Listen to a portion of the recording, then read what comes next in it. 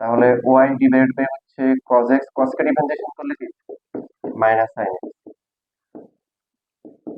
ln cos x dy by dx x divided by sin y। বলো দেখি sin y কে differentiation করলে কি হয়? cos y শেষ।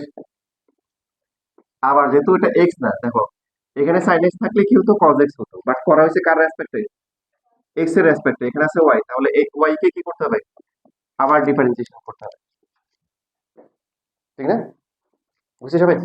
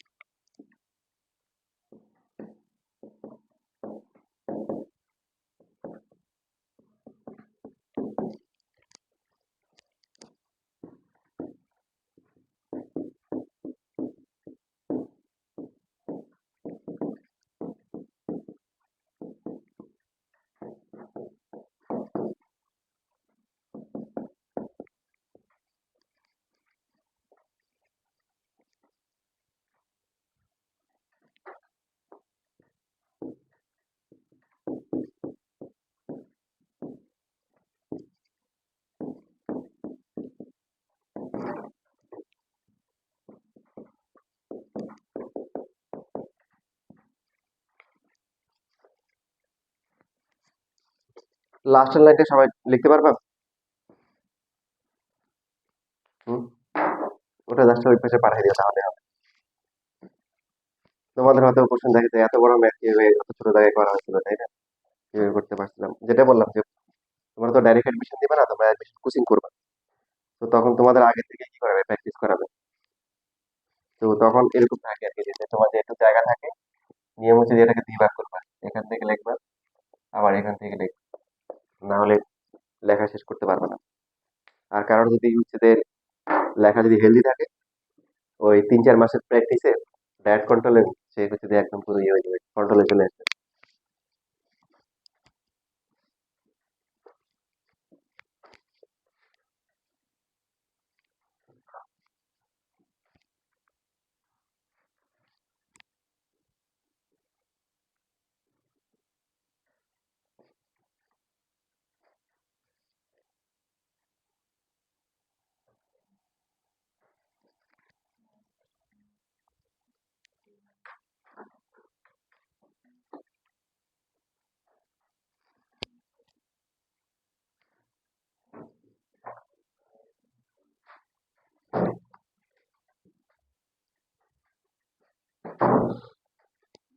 ঠিক আছে, যাও, তোমাদের ছুটি আছে, আজকে একটু থাকো,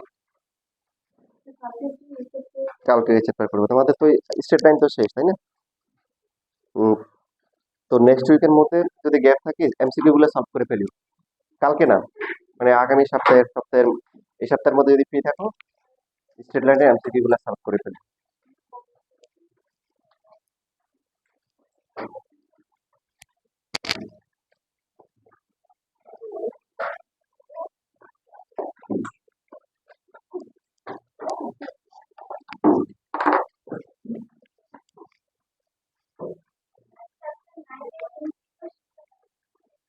চ্যাপ্টার 9-এর 9.3 থেকে 5। আচ্ছা, দেখতেছি আছে কিনা। রেকর্ডটা একটু অফ করে দিবা। আচ্ছা, আমি করতেছি, শোনো। ঠিক আছে।